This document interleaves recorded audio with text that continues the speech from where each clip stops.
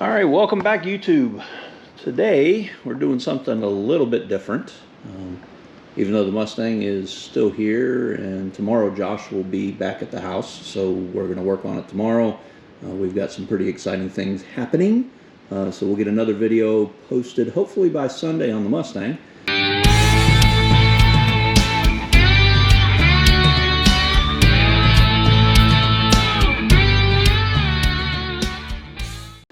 But today I'm changing gears, literally, on my tractor. We are doing a little bit of clearing. So we've got equipment, a couple acres of land that we're going to remove all the trees. Started a burn pile, but it has rained profusely over the last couple days. So I don't know if you can see it in the background, it's still smoking. Anyhow, so my tractor's getting ready to have quite a bit of work put through it. So today we're just going to do the annual maintenance on it. Got a new play toy that's going to help me with cleanup once they're done taking all the trees out and all the burning is done. I'll probably do a review on that. That's a ratchet rake. It attaches to the bucket and hopefully makes cleaning up a whole lot easier. But anyhow, Mahindra 1526. I've had it 6 years now. Wonderful. Starts on starts on demand. Does everything I need it to do. It's just a little 26 horse. Loader lifts a little over 1,500 pounds. We've got a number of different implements for it. For what we have here, I don't need a bigger tractor. You know, but just like with anything else, I want to take care of it. I want it to last. So today we're going to change the oil, the hydraulic filter, which is just under the floorboard, fuel filter, and the air filter, and then get the grease gun out and go through every one of the zerk fittings. I bought one of the Lock and Lube attachments for my grease gun versus just the little, one that comes with it. So hopefully that works like a charm. But anyhow, let's get to work.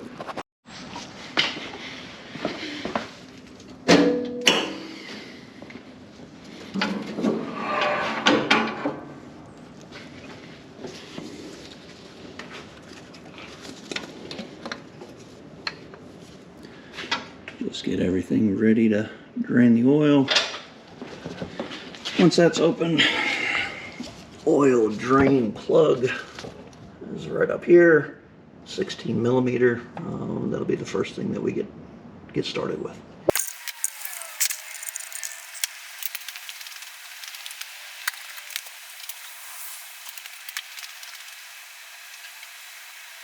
Now that the oil is finishing draining, I'm gonna let that drain while we do this.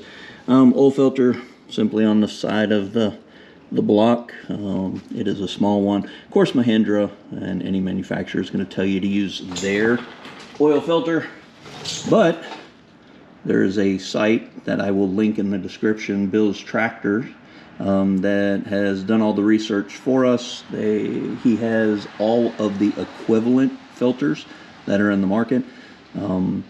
There may be some difference in quality, but if you do your maintenance on schedule and you do it pretty frequently, you're just fine using what's off-the-shelf equivalency, or at least I feel it is. If you're one of those that is going to abuse your tractors and not do your maintenance, well, it might be worth it to go ahead and spend the money and go back to the Mahindra sales place and buy one.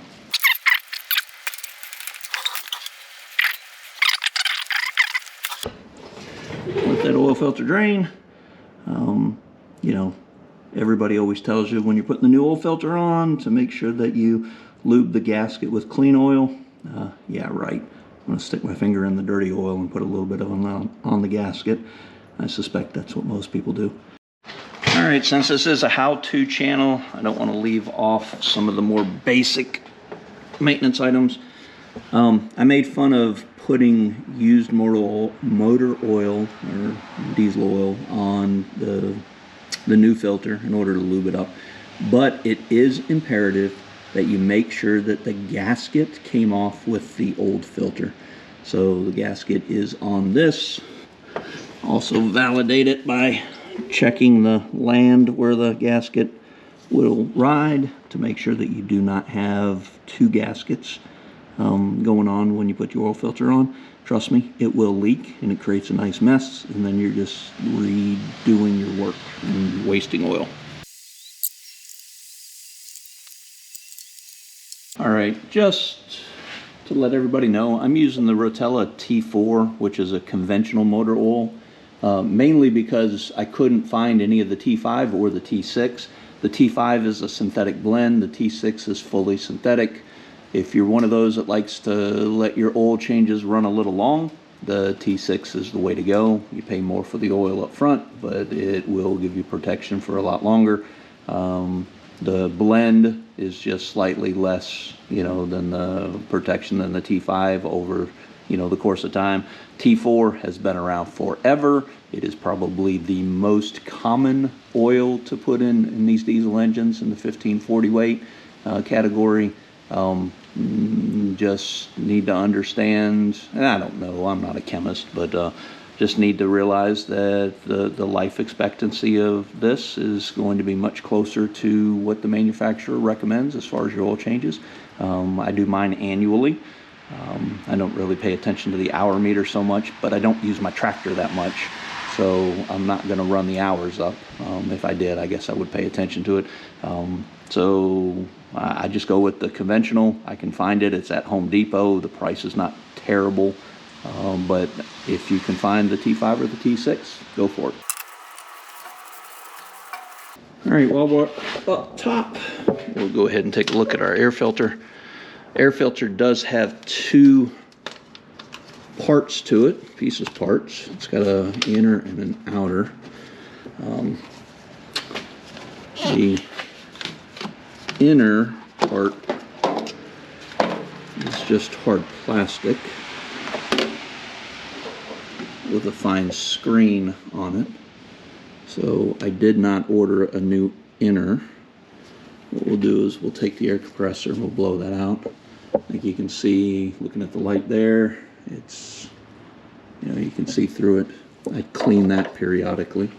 But this filter we are going to change.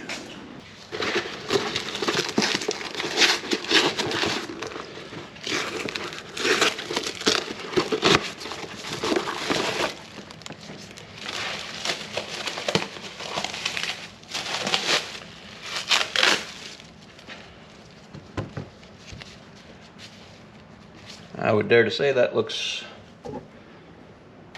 pretty acceptable across the board.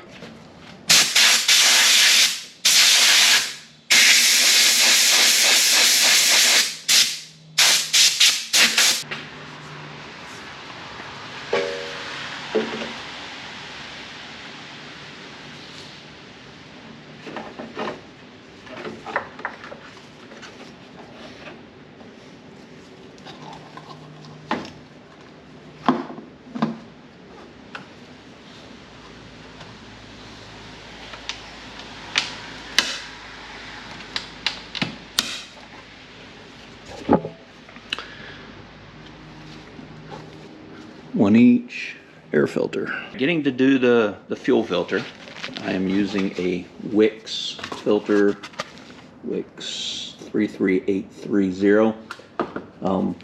One of the things that that would make it easy to lose is you will need this small O-ring. It's just in the plastic wrapper. So when you open the filter up, make sure you don't lose the O-ring. Bowl is pretty self-explanatory. It does want to be a little bit on the difficult side to pull out, on occasion. But if you do drain your water out of your bowl on a pretty frequent basis, it should come apart relatively simple. There is a check valve in the top, so it should not drain your entire tank. Okay, only lets a little bit out. Filter just fits in the top of the bowl. Turn that oil in and have it recycled anyway. So a little fuel is not going to hurt anything. All petroleum based, right? This little thing is a pain in the butt sometimes. I'm going to have to get something in here just to kind of pry against it. It does pop itself out, and there's small grooves that you can see in the new filter. They just line up with a couple of the internal grooves on here, and it just pops itself right back in. All right, little pro tip for you. O-rings. Everything uses them. We're all accustomed to seeing them.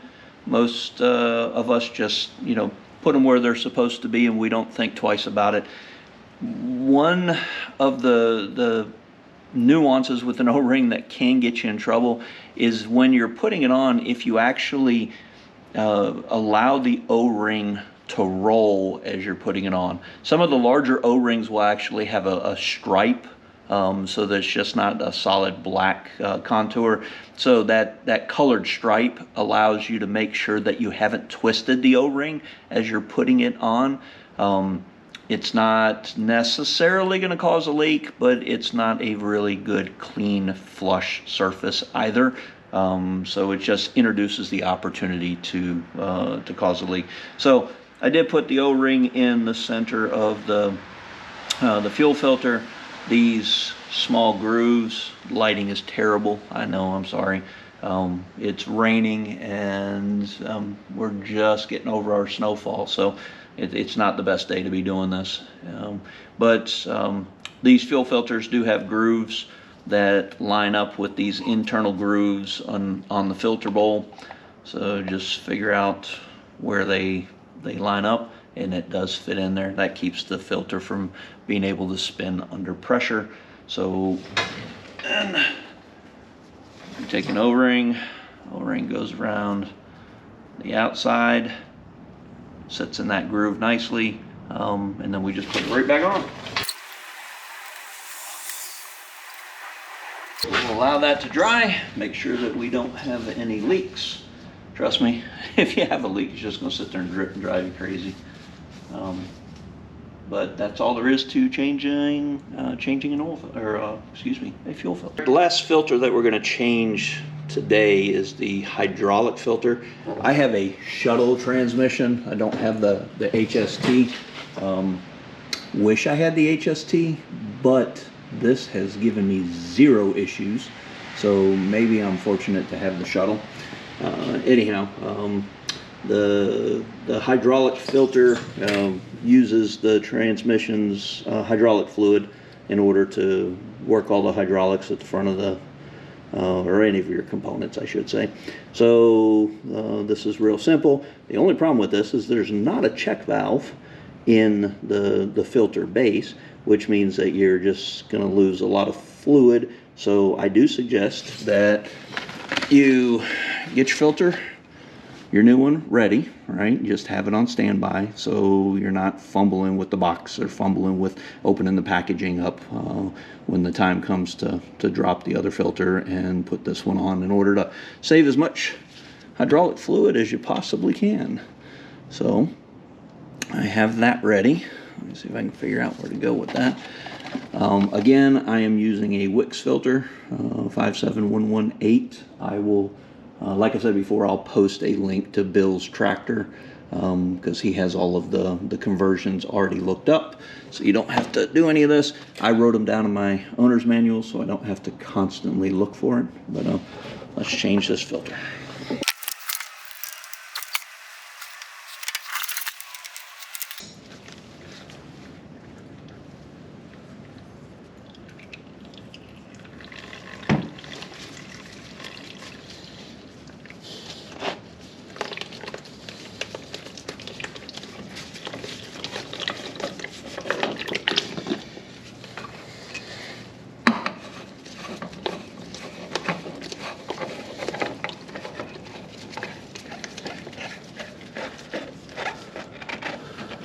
Not too terrible. All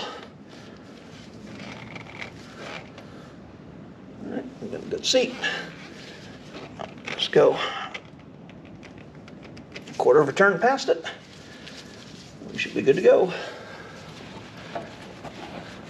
We know we're going to need to add some transmission fluid because we just, or some, transmission fluid, hydraulic fluid, because we just changed that filter.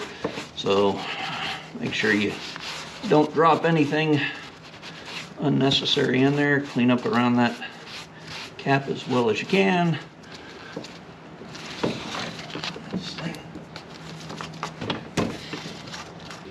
All right, there is a nuance to this. Mahindra does not want you to screw the cap back in when checking. So you just seat it all the way in, pull it out. Obviously we don't have anything on there. We knew that because we're low. So I'm gonna get a funnel and put automatic transmission fluid, or not automatic transmission fluid, hydraulic fluid, tractor hydraulic fluid in here until I get up to the top of my hash marks.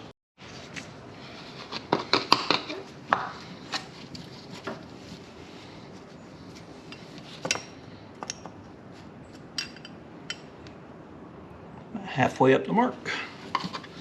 Let's add a little more.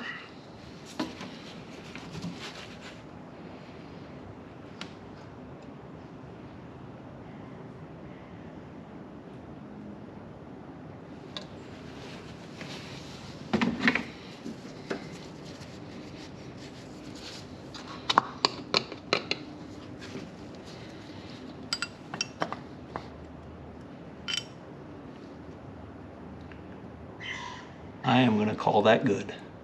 I thought that I had another container of fluid. I have no idea why that desiccant is up there. Of hydraulic fluid in order to have enough to drain and fill the front axle. So in order to post this video, I'm going to go ahead and walk through what it takes in order to change this fluid. Even though I don't have it with me, I'll run to Tractor Supply later this week and pick up what I need and probably get it changed next weekend.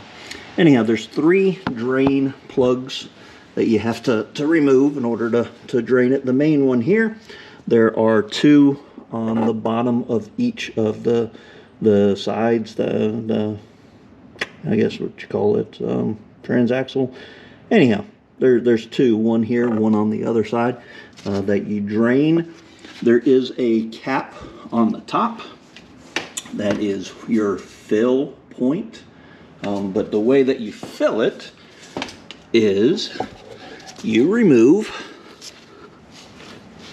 let's see if I can get the light here, you remove this bolt and the one on the other side, and you fill through the cap until you start getting fluid out of both of these holes. So needless to say, you need to make sure your tractor is on level ground before you do that, and then just fill to capacity and let it run out.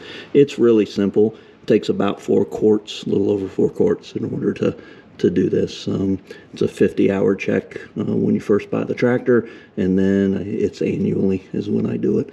I'm not real sure what Mahindra wants, but I do it annually. So besides that, the last thing that I'm going to do is clean up all of my zerk fittings, which there are about 750 of on this tractor. I think there's 750 on every tractor, because grease is by far the lifeblood of what makes these things go. And then I'm going to check out my new Lock and Lube once I get these cleaned off and identified, and get grease in all of the pinch points. As much as I love this tractor, one major complaint that I have about it is checking the oil is an absolute, I don't know what, it's not a nightmare. It just makes no sense. Why? When they engineered this engine to fit in this tractor, they had to put the dipstick in an area that you just cannot easily get to it. You know, automotive companies have been using long dipsticks since the beginning of time in order to make it easy so you can get to it from the top of the engine. But now they married this tractor engine combination, yeah, and put it in a spot where you simply can't get to it nice and easy and check it daily. It forces you to not enjoy this task, which means that you're probably not doing it as often as you should. So oil checks fine. I had done that before I fired the camera up to make sure it was good. I've gone around and hit a lot of the zerk fittings, the ones that were nice and easy to get to. I just moved the loader in the up position so I can get to a few more, like this bottom one here. So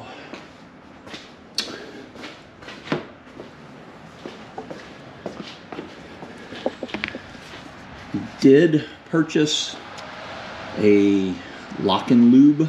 I want to call it Lock and Load. I guess I own too many guns. Shh, don't tell YouTube.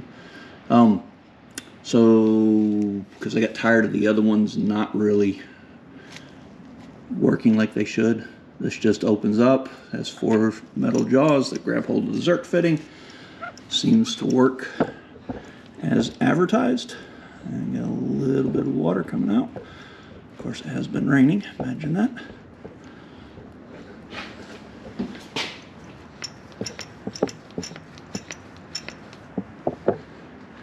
It never fails. It always comes out on the side I'm not looking at. So, nice and simple. I approve.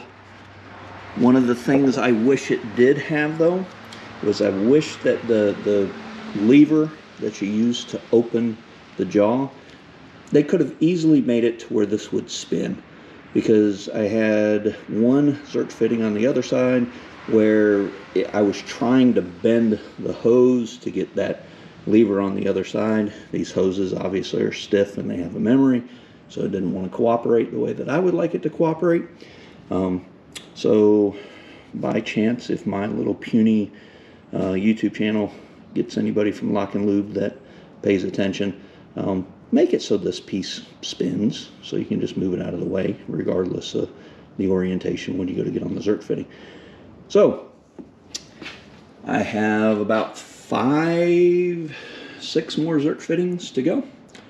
Then I am going to button it up, come in next week, and change out the front axle hydraulic fluid. I'll also come back here at that point and put a little, I use dry graphite on all of my points that have, have my eye sockets, just to keep something to keep it a little bit lubricated. I like using the dry graphite because it doesn't attract dirt. So I've had really good success with that over the years. If there's something a little bit better, I would certainly love to know. I am not in the construction trade, so I don't do this every day, but I am in the maintenance trade, so I do want to make everything last. So front axle, lube everything in the back. I do have loaded tires, so in order to check my air pressure, I got to read up on it, make sure I'm correct. Spin the valve stem to the 12 o'clock position, so I have to do that. I'll check my tire pressures all the way around, and probably at the end of this season, I'll take it into the dealership, have them drain the transmission. Like I mentioned earlier, I don't want to deal with 35 quarts and have to haul it down somewhere. So that's just good to have them do a once over on it while it's there also. Am thinking about putting a thumb switch on it because I would love to have a grapple. I do not have that. I just don't know if I want to spend $3,000 on a grapple. But I do think I'm going to put a diverter valve so I can divert and put a hydraulic top link on. There's quite a few kits. Summit has one, not Summit Racing, but it's a tractor vendor that I can mount here. It either mounts here or it mounts to the rollover protection bar, where I can have 2 circuits of hydraulics in the rear. So it would be nice to be able to have a hydraulic top link. But maybe not. I haven't quite decided whether or not I'm going to do that yet. So this is my little 1526. Love it, love it, love it. It has done everything I've ever asked it to do. It has never let me down. Besides maintenance, a battery and 1 battery cable end is all I've ever had to do to it. So thank you for watching, and tomorrow we're back on the Mustang.